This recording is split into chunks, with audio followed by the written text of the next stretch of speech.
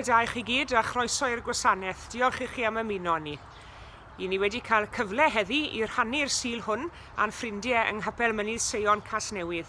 I ni siws wedi cael eu cwmni nhw yn ystod y gymdeithas a gweddi dros Zoom ac i ni'n cael cyfle nawr i arwen yr oedfa hon gyda'n gilydd hefyd. Diolch yn fawr iawn am y cyfle ac am y fraint. Croeso cynnes i bob yr un ohonoch chi.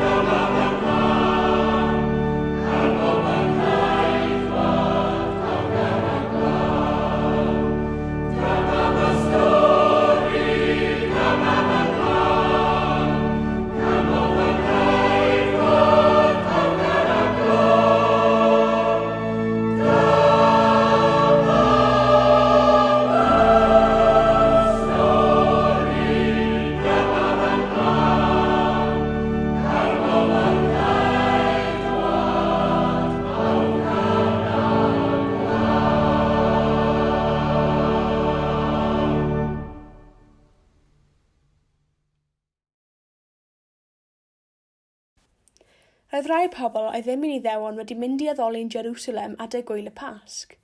Dyma nhw'n mynd at Philip, oedd yn dod o Bethsaida, Galilea, a gofyn iddo, Syr, dyn ni eisiau gweld Iesu?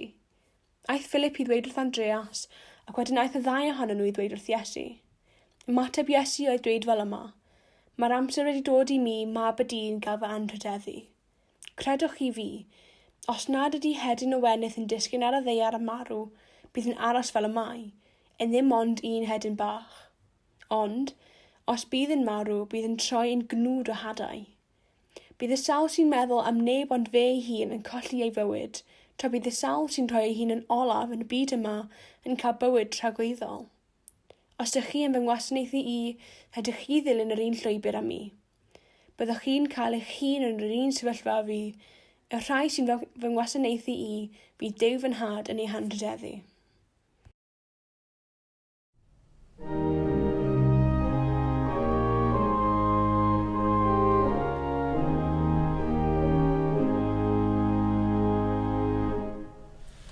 Inventith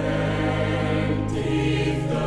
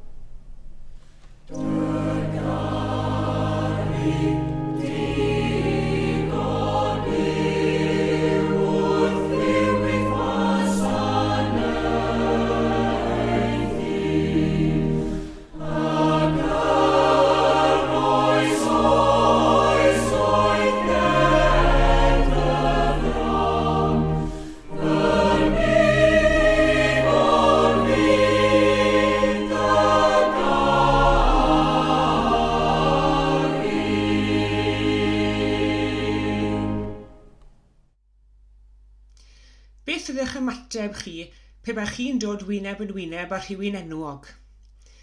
Rhywun i chi wedi edmygu eriod, neu rhywun i chi wedi ddilyn neu ei dilyn, neu hyd yn oed wedi ceisio ei efelychu. Pryn e bod y person hwnnw yn seren y sgrin fawr, neu yn seren y cae rygbi neu bêl-droed, neu yn awdur neu'n llenor. Be nilech chi pe bych chi'n dod wyneb yn wyneb â nhw? Mae dod wyneb yn wyneb â rhywun enwog yn medru bod yn brofiad swrial iawn. Un peth o'n i'n dwlu gwneud pan o'n i'n blentyn oedd casglu llofnodion celebs, ac mi roedd maes yr Eisteddfod yn lle delfrydol i wneud hynny. Ie, roedd gen i, fel nifer fawr ohonoch chi siwr o fod, lyfr llofnodion Mr Urdd, tebyg i'r un yma. Fydden ni'n mynd mewn gang ar hyd maes yr Eisteddfod, ac o weld un o'r celebs yn herio'n gilydd, pa un ohono ni fydde'n mynd ati neu ato'n gyntaf i ofyn am lofnod. Erbyn heddiw, wrth gwrs, nid gofyn am lofnod a wnewn ni wrth ddod wyneb yn wyneb rhywun enwog, ond tynnu hunlyn, selfie gyda nhw yn lle.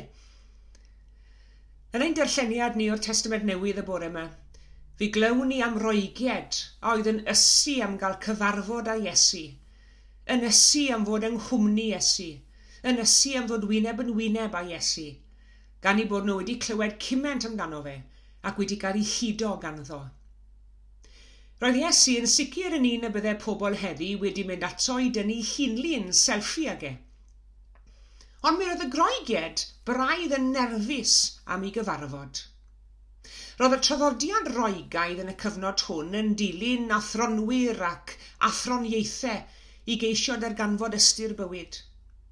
Byddai'r Groeged wedi troi ymhlith athronwyr mwyaf eu hoes ac eto, fe ddaeth y criw yma o Roeged i wyl Iddewig i chwilio am ŵr diamhongar o'r enw Iesu Grist. Nid athroni ddodd Iesu. Doedd dim modd i gymharu fe a Plato neu Aristotle. Doedd dim byd wedi sgrifennu amdano na sgrifennu ganddo. Ef ei hun oedd yn bwysig ynddo fe, y person Iesu Grist. Bu roedd rhywbeth ynglyn â pherson Iesu a oedd wedi hudo ac wedi denu'r Groeged. A mae rhywbeth ynglyn â pherson Iesu sydd wedi denu diddordeb bobl ar hyd y canrifoedd, ers y digwyddiad cyntaf hwn ym Mharthau Galilea. A dyna pam bod yr hyn a ddwedodd y Groeged yn y stori hon, i Philip, mor bwysig i ni heddi. A'i geiriau? Syr, rwyf am weld yr Iesu. Dyna'r deheuad oedd yn eu calonau nhw. A dyna siŵr yr hyn yw deheuad yn ein calonau ni hefyd. I ni am weld Iesu. I ni am ei weld e gyda'n llyged ein hunain. I ni am ei brofi fe dryson ni'n hunain. Smod droddiad a'i lawr ddigon da i ni. I ni am fod yn ei gwmni fe. I ni am wneud yn siŵr i fod yn real. I ni am wneud yn siŵr i fod yn fyw. Ac fel Thomas gynt, i ni'n awyddus i roi ein llaw yn ei law e ac yn ystylus e a theimlo ôl yr hoelion. I ni am fod yn ei gwmni a'i adnabod e fel ein gwaredwr ac fel ein ffrind hefyd. A dyna pam i ni'n addoli heddi ynddo fe. Smon ni yma i ddysgu am y throniaeth wleidyddol ein dydd ni. I ni yma i ddysgu am Iesu Grist. Am y person Iesu. I ni yma i weld Iesu. Mae'n bosib bod angen i ni weld Iesu oherwydd bod rhywbeth yn eisiau o'n bywydau ni. Tybed os oes gyda chi treadmill adre, peiriant i chi medru ddefnyddio i gerdded milltirodd neu i redeg heb symud o'r fan. Yn hoffter mawr i o gerdded, fi es i riod yn un am fynd ar y treadmill. Gweithio'n galed heb gyrraedd unman yw hynny fi. Ac o bryd i'w gilydd mae bywyd yn medru timlo fel ein bod ni ar treadmill. I ni'n gweithio'n galed heb gyrraedd unman yn arbennig. Ac bod treadmill yn cael ei ystyried hefyd fel peiriant i'n helpu ni wneud ymarfer corff ac i gadw'n ffit, mi roedd treadmill wedi ddyfeisio'n wreiddiol i fod yn ffurf o gosbi person. Cerwch chi nôl i'r oes Victoria ac fe welwch chi bod nhw'n gosod ambell i treadmill mewn carchardai. A charcharorion yn cael ei gorfodi gerdded am oriau bob dydd yn ddibwrpas fel rhan o'i cosb. Cerdded heb bwrpas, gweithio heb bwrpas neu heb ystyr i'n gwaith. Gwacter ystyr. A wi yn credu bod gwacter ystyr yn un o fidiau mawr ein dydd ni heddi. Pobl yn mynd ynglyn â'i gwaith heb unrhyw synwyr o ystyr o gwbl.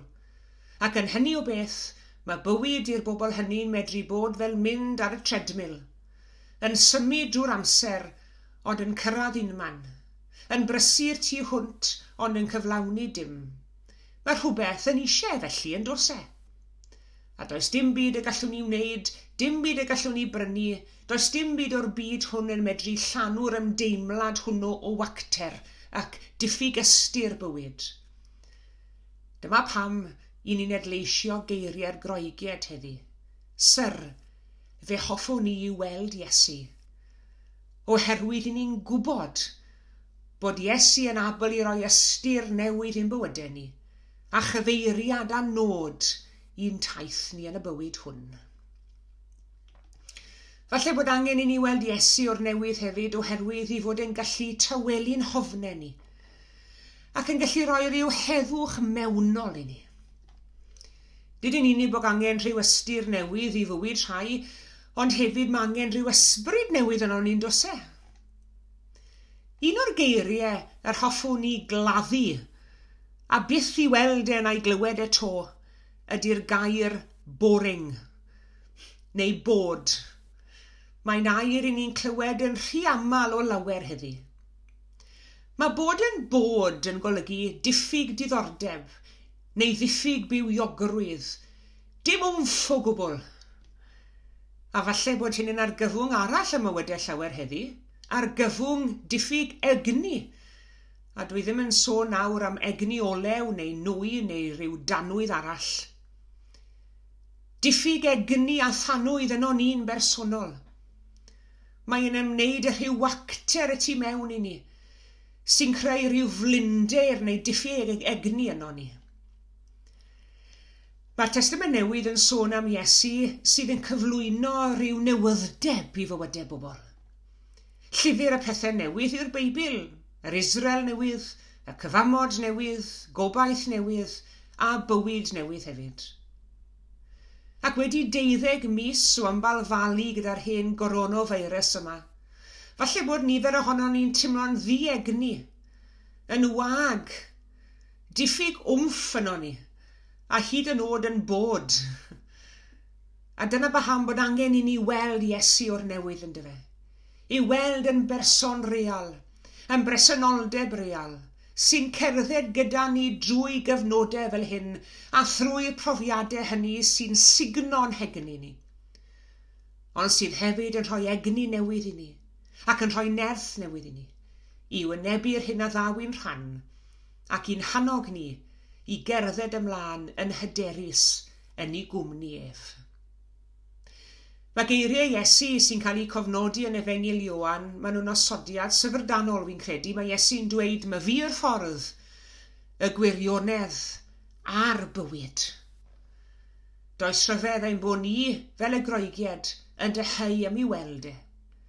A does rhyfedd bod disgyblion Iesu ar hyd y canrifoedd wedi dweud yn ei tro, Syr, rwyf am weld yr Iesu. Cyd ddeheuwn am ei weld o'r newydd heddi, ac fe fedrwn ni weld drwy lygaid ein ffydd a'i ganfod yn ein plith. Trwy lygaid ffydd, gadewch i ni weld o'r newydd a'i deimlo'n rhoi ystyr newydd i'n bywydau, gobaith newydd, hyder newydd ac egni newydd hefyd.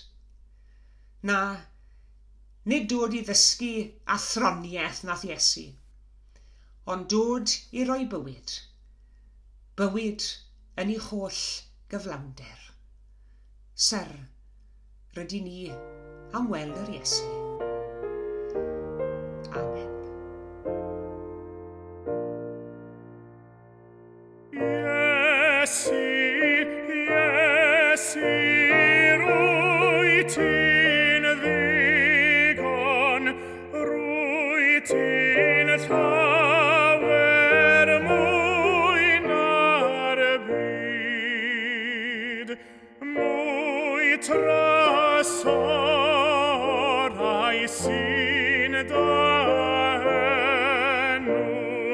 nathra sorau'r un diau gyd. Ollan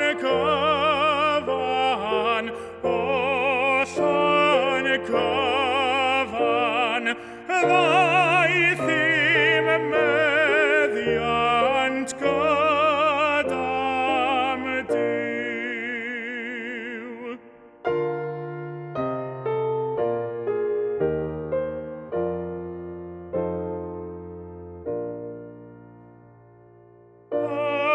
Mae gwedd wyneb grasol yn rhagori llawer iawn, ar bob peth a welodd llygad, ar hyd wyneb dau ar lawn.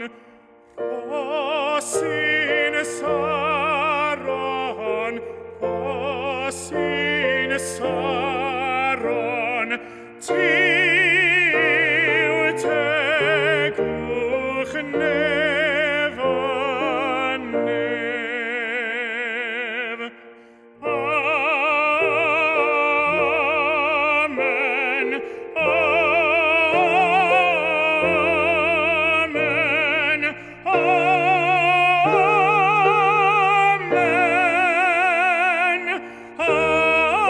ac amen.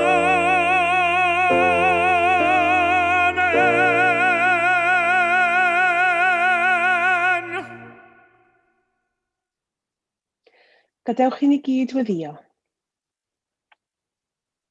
Arglwydd, diolch i ti am gael y cyfle hwn i ddod at ein gilydd y bore yma, fel un teulu yng Nghrist. Cer nad ydym gyda'n gilydd yn y cnawd, gwyddwn ein bod ni gyd yma gyda'n gilydd yn o ti. Dduw cariadus, diolch i ti am fendithion yr wythnos aeth heibio. Y mae gwaith dy law i weld ym mhobman o'n cwmpas. Ymlodau cyntaf y Gwanwyn, gyda'r anifeiliaid wrth baratoi ar gyfer bywyd newydd. Gyda'r heulwen yn gynhesach ar ein croen wrth fentro allan, ac yn ein calonnau, wrth i ni synhwyro chydig bach o ryddid pellach sydd ar ddod, a gobaith am gael gweld anwyliaid. Diolchwn i ti am bob bendith, ac am bob gair o gysur a chefnogaeth. Boed i ni weld dy fawredd di yn y pethau bychain arferol o'n cwmpas, a gad i ni sylwi arnyn nhw arglwydd a'i gwerthfawrogi. Chwerthin iach y plant, gwên gariadus cymar a chyffaill, cyfarchiad cyflym y posmon. Gad i ni amsugno'r holl arwyddion bychain hynny dy fod yn cynnal ein byd ni, ac yn ein cynnal ni, bob un, drwy bob storom. I ni am roi diolch i ti am bawb o fewn ein cymunedau sydd yn ein cefnogi ni ar hyn o bryd, i gynnal ein gwasanaethau iechyd ni, ein gwasanaethau cymunedol a chymdeithasol, ein llywodraethau ni, ac i ni am gofio ein hathrawon a'r plant yr wythnos hon hefyd o Dduw, sydd wedi gweld ei gilydd am y tro cyntaf wyneb yn wyneb. Gwyddom gymaint y mae gweld wynebau yn y cnawd yn gwneud gwahaniaeth i'n hysbryd Dduw, ac i'n lles ni fel bobl. Gweld gwenau, sylwi ar edrychiadau pryderus, a weithiau gweld y dagrau sydd ddim bob tro yn ymddangos ar sgrin.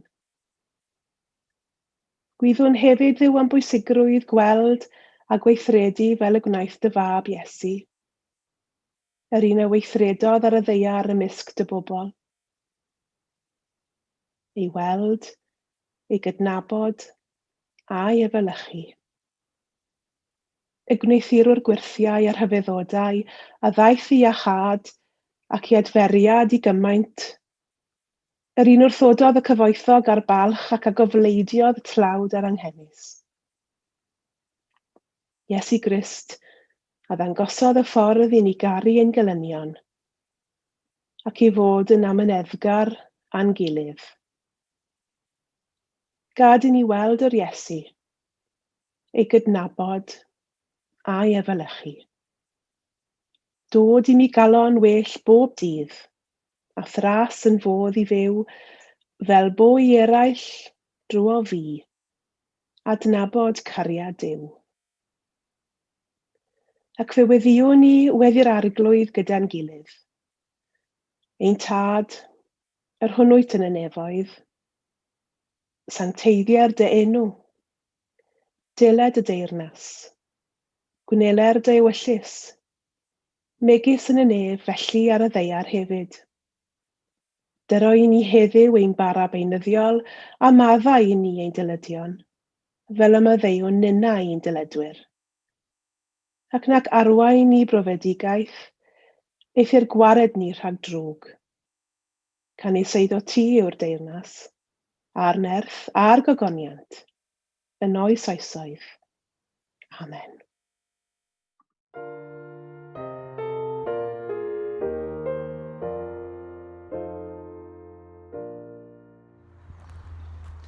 Diolch yn fawr iawn i chi gyd am eich cwmni heddi. Mae heddi yn nodi 52 o siliau blwyddyn gron ers i ni gychwyn darlledu oedfeion digidol. Diolch yn fawr iawn i chi gyd am eich cwmni dros y misoedd. Tan y sil nesaf, cadwch yn ddiogel ac yn iach. A gras ein harglwydd Iesu Grist a chariad Duw a chymdeithas yr ysbryd glân, a fyddo gyda ni oll. Amen.